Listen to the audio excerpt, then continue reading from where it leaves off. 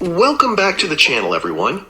As I mentioned in my previous crawler video, I couldn't resist. I bought a secondhand RC crawler, and here it is, an Axial SCX10. Now, buying a used RC is always a bit of a gamble. Is it a hidden gem, or am I about to discover why the previous owner was so eager to sell it? The SCX10 arrived in a sturdy box, sealed up nice and tight. As soon as I opened it, one thing immediately stood out. The previous owner had clearly put a lot of effort into packing everything safely. Every part was well protected, which is always great to see when buying a secondhand RC. A big compliment to the seller for taking the time to package it properly. It definitely made a great first impression.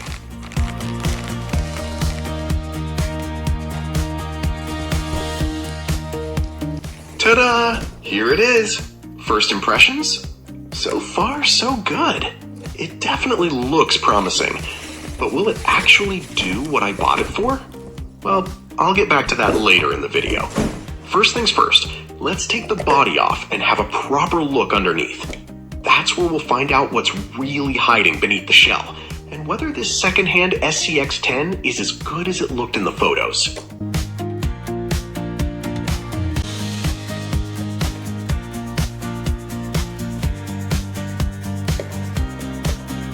Now that the body is off, it's time to take a proper look at what I actually bought. And I have to say, I'm pleasantly surprised. The body is equipped with working LED lights and XT60 connectors, which is a nice upgrade compared to the standard setup. The body itself also feels much stronger and sturdier than I expected, so that's definitely a good start. Looking underneath, I immediately spotted a set of steel portal axles, which should provide extra ground clearance and durability on the trail. Steering is handled by a 25-kilogram servo, so I'm hoping it has plenty of power to turn those wheels when the terrain gets rough. The previous owner also installed an outrunner motor, something you don't see on every crawler, so I'm really curious to find out how it performs once we hit the rocks. Rolling on aluminum beadlock wheels with tires that still have a decent amount of tread left, it certainly looks ready for plenty more adventures. One thing that really stands out is how clean the underside of the chassis still is. There are a few normal signs of use, which is exactly what you'd expect from a secondhand crawler, but there's no major damage or anything that immediately raises red flags. So far, I have to admit, first impressions are really positive.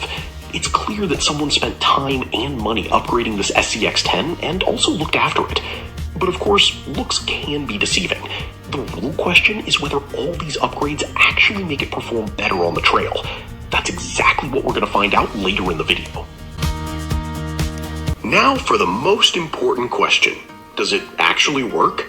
The crawler came with a 3S 1300 mAh battery and a Spectrum DX4S transmitter. So let's power everything up and see what happens. The good news? Steering works perfectly and the truck drives. But it's not exactly smooth.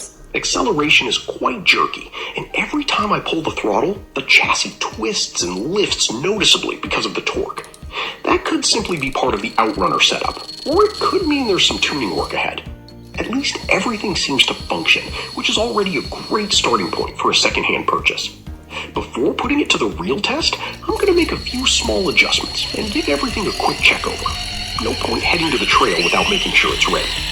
Then it's time for the moment of truth. We're heading to the RC045 Crawler Park here in the Netherlands. That's where we'll find out if this SCX10 is the bargain I was hoping for, or if it's going to need a lot more work than I expected. Let's hit the rocks.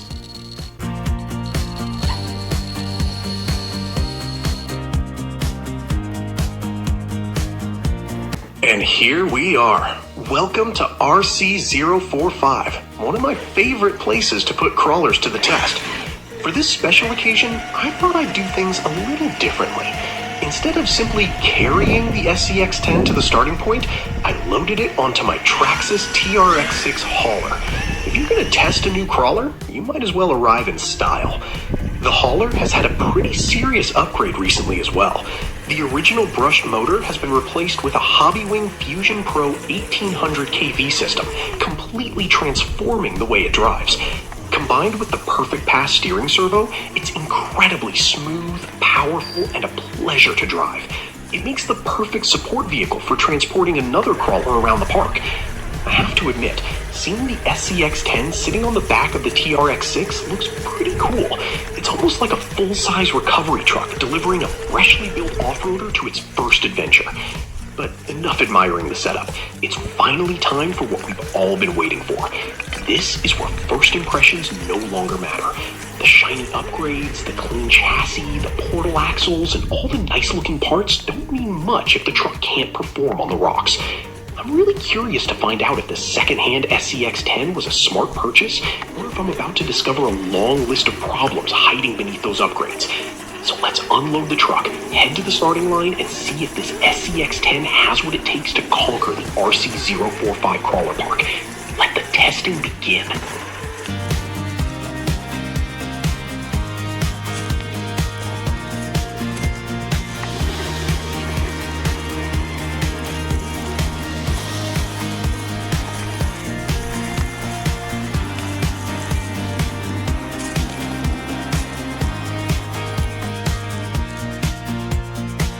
Alright, SCX10, time to climb off the hauler and prove yourself. This is the moment of truth. Was this a hidden bargain, or did I just buy someone else's unfinished project? There's only one way to find out.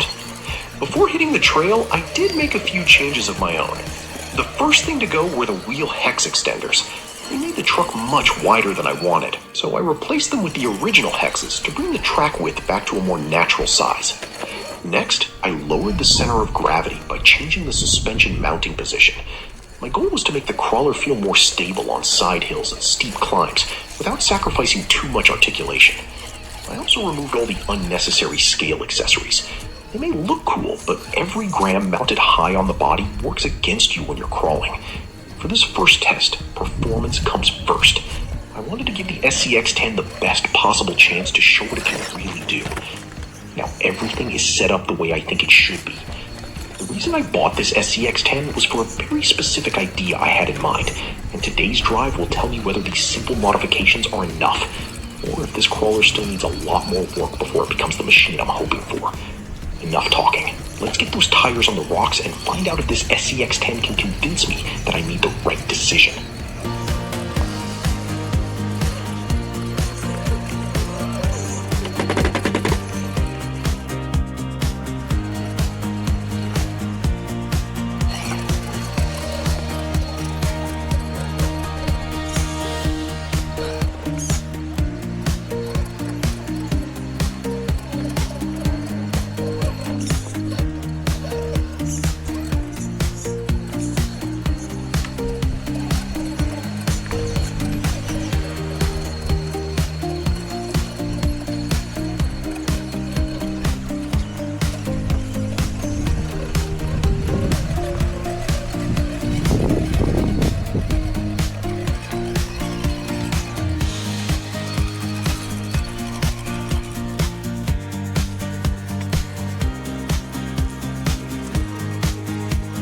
So why did I actually buy this SCX10? Well, it all starts right here at the amazing RC045 Crawler Park. Over the years, the club has built an incredible collection of obstacles for every type of crawler imaginable, from scale trail trucks to full-blown competition rigs. It's the kind of place where you can easily spend an entire day crawling and still not get bored. As many of you know, I already own quite a few crawlers, ranging from tiny micros to large-scale beasts. But despite that collection, there's one thing that's always bothered me. I still don't have a crawler that can confidently tackle every obstacle in this park. I've watched countless YouTube videos of incredibly capable SCX10 builds climbing lines that my own crawlers simply can't manage. That got me thinking. Maybe it's finally time to build one crawler that can do almost everything. My original plan was actually to buy a brand new SCX10 Coyote and gradually upgrade it into an all-round crawler.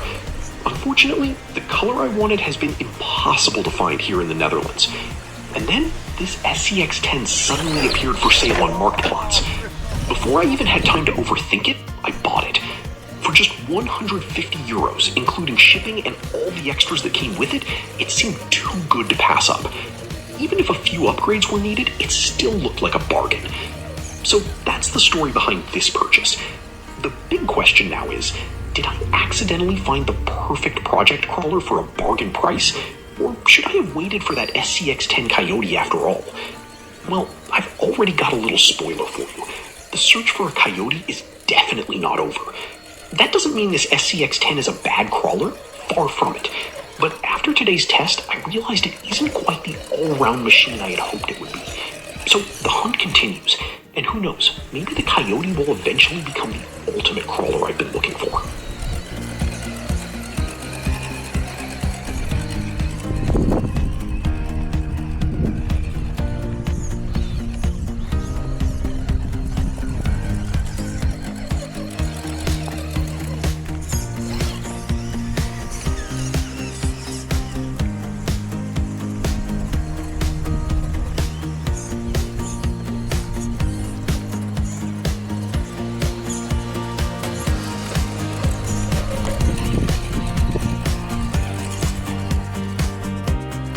So, why do I still keep wanting an SCX10 Coyote? Well, this is exactly one of the reasons. Don't get me wrong, this SCX10 is actually a very enjoyable crawler to drive. On most of the obstacles, it performs really well. It feels predictable, the steering is good, the suspension works nicely, and it crawls over rocks and technical sections with confidence. But then you reach one of the really steep climbs, and that's where things start to fall apart. No matter how carefully I approach the obstacle, how smoothly I apply the throttle, or how many different lines I try, it just refuses to make it to the top. It gets close, really close, but in the end, the tires lose traction, the truck starts slipping backwards, and I'm forced to back off and try again. Unfortunately, the result is usually exactly the same. I honestly believe the biggest weakness at the moment is the tire setup. The tires aren't terrible, but they just don't seem to generate enough grip on these steep wood faces. It's especially noticeable because I can drive my Axial Capra over this exact same obstacle using almost the same line, and it climbs it without much drama at all. That tells me the obstacle itself probably isn't impossible. It's more likely that this SCX10 simply isn't putting its power to the ground as effectively as it could. It could also be that these wood sections are smoother than natural rocks, making them even more demanding on tire compound and weight distribution. And to be honest, that's making me a little nervous. Right now the weather is dry, and conditions are actually pretty good. But what happens when autumn arrives? What happens after a few days of rain, when every obstacle becomes cold, wet, and slippery?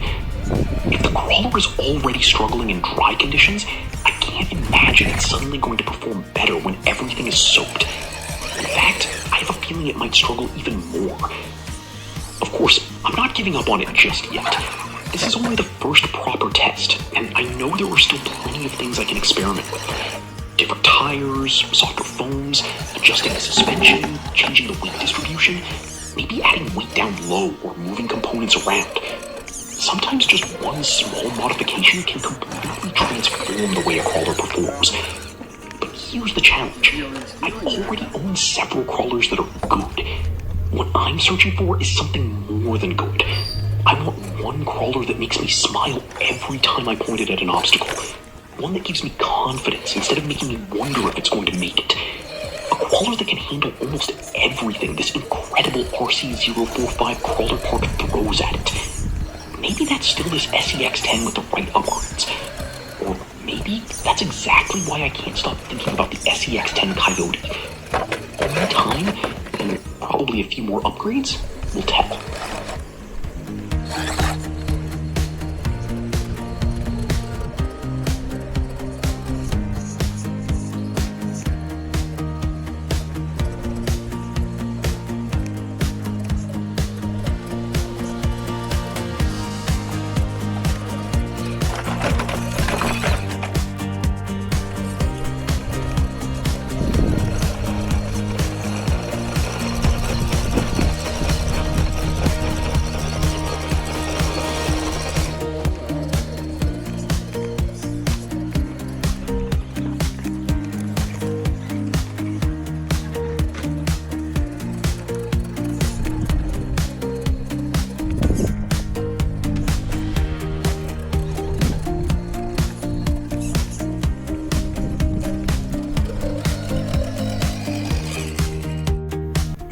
Mark's Axial Capra 1/18th. It tackled the obstacle like a champ, until it reached the teeter-totter. Unfortunately, the little Capra was simply too light to tip it down. Time to call in the big brother, the Axial SCX10 to the rescue. Sometimes, teamwork is the best upgrade you can have. Helping each other out is exactly what makes this hobby so much fun. RC crawling isn't just about conquering obstacles. It's about enjoying the adventure together. And here comes the next obstacle. And this is exactly where the SCX10 shows me that it's probably not the crawler I'm looking for. Don't get me wrong, it does eventually reach the top. But honestly, don't ask me how. It's a mix of bouncing, wheel spin, throttle blips, changing lines, and a healthy dose of luck. Sometimes it feels like the truck is fighting me every step of the way instead of working with me. What I'm really looking for is a crawler that can approach obstacles like this in a slow, controlled, and predictable way. I want to gently crawl to the top with confidence, carefully picking my line and letting the truck do the work. That's the kind of crawling I enjoy the most.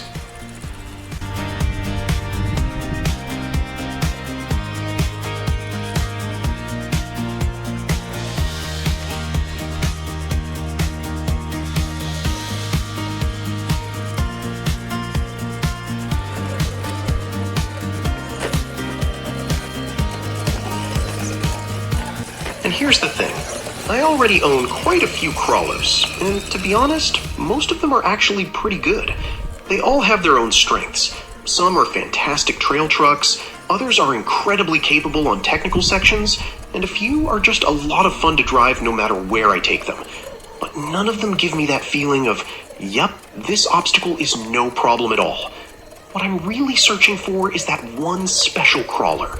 The one I can place at the bottom of any obstacle here at RC045, point it in the right direction, and simply enjoy the climb, instead of wondering if it's going to make it. I know that's asking a lot. Every crawler has its limits, and maybe there isn't such a thing as the perfect crawler, but I can't help chasing that idea.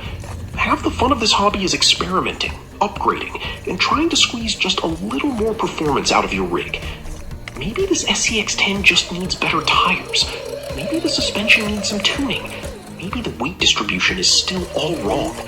Or maybe I'm expecting too much from a truck that was never designed to be an extreme competition crawler. Who knows? Maybe the answer really is an SCX10 Coyote with the right upgrades. Or maybe there's a completely different platform out there that I've never even considered. That's why I'd really like your help.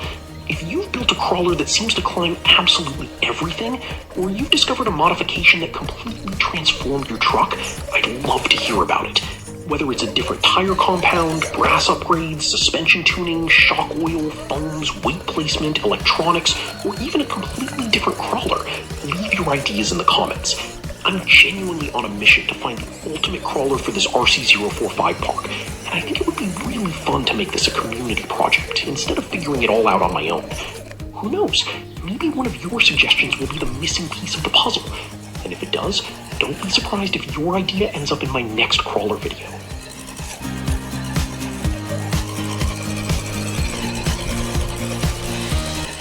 And just like that, we're heading back to the hauler.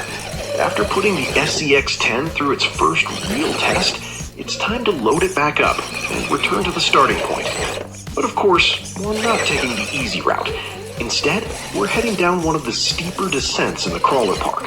This is actually a great opportunity to see how well the TRX-6 Hauler performs with its recent upgrades. As some of you may remember, I replaced the original brushed motor with a Hobbywing Fusion Pro 1800 kV system, and I have to say, I'm seriously impressed. The control is incredibly smooth, especially on steep downhill sections, where precise throttle modulation makes all the difference. Even with another crawler loaded on the back, the hauler stays composed and feels surprisingly capable. It crawls down the slope with confidence, proving that it's much more than just a transport truck. It's a capable crawler in its own right. As for the SCX10, today's test answered a lot of questions. It definitely has potential, and for the price I paid, I still think it was a great buy. but it also showed me that there's still room for improvement before it becomes the all-round crawler I'm searching for. The journey certainly isn't over yet.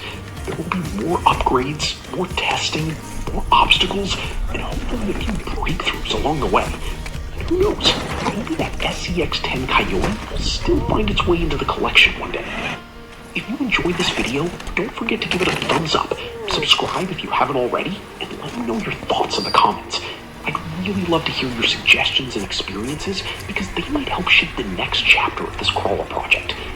Thank you so much for watching, and I truly appreciate every single one of you who takes the time to support the channel. And as always, stay healthy, keep RCing, and I'll see you in the next RC adventure.